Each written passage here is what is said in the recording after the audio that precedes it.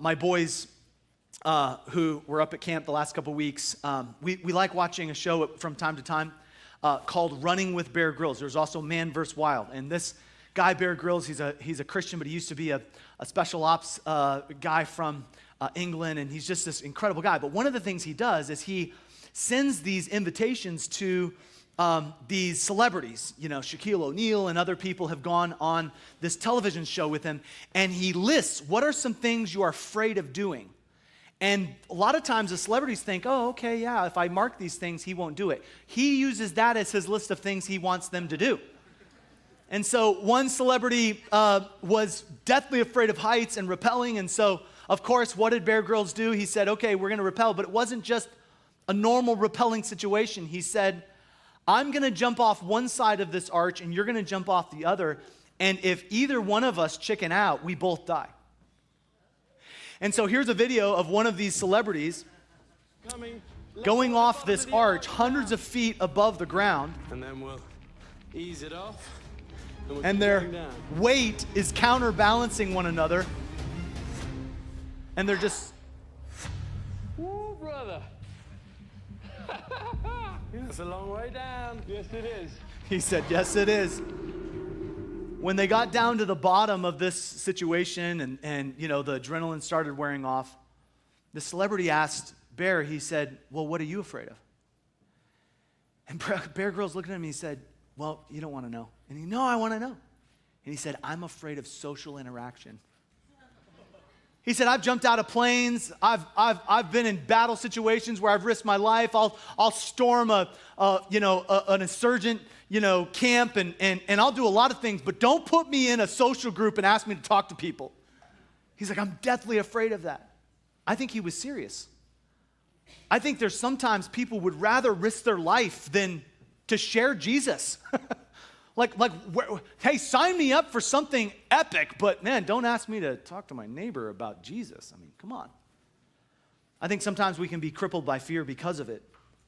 And so the best way to overcome fear, specifically the fear of sharing our faith, is through the practice of pushing beyond our fear in everyday situations. And Bear Grylls said this, he said, being brave isn't the absence of fear. Being brave is having that fear, but finding a way through it. And so how do we know that Paul found a way past his fear to share his faith?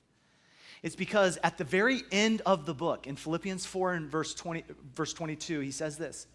In Philippians 4:22, he says, I want you to salute all the saints, okay, all the Christians there at the church of Philippi, chiefly they that are of Caesar's household. It was kind of like wink, wink, nod, nod. There were some people who've come to Christ from Caesar's household. Well, wait a second. Caesar's household, they weren't in Philippi. They were in Rome.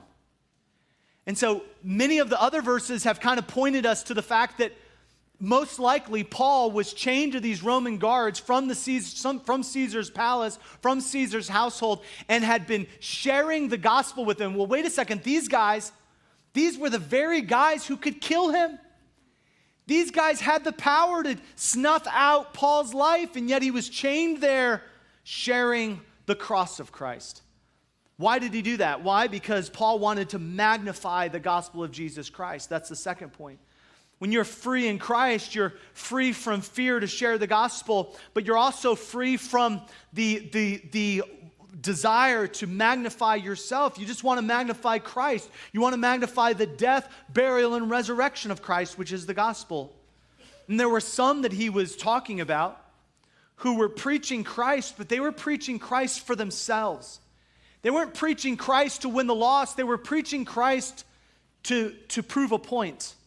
He says in verse 15, some indeed preach Christ, even of envy and strife. And he says, some of goodwill. He said there are some who have envy, they have bitterness, they have resentment. They're holding a grudge for some reason. And he said, we don't want to preach like that. He said, we don't want to preach from a frustrated point of making a statement of anger. That's not how we want to preach.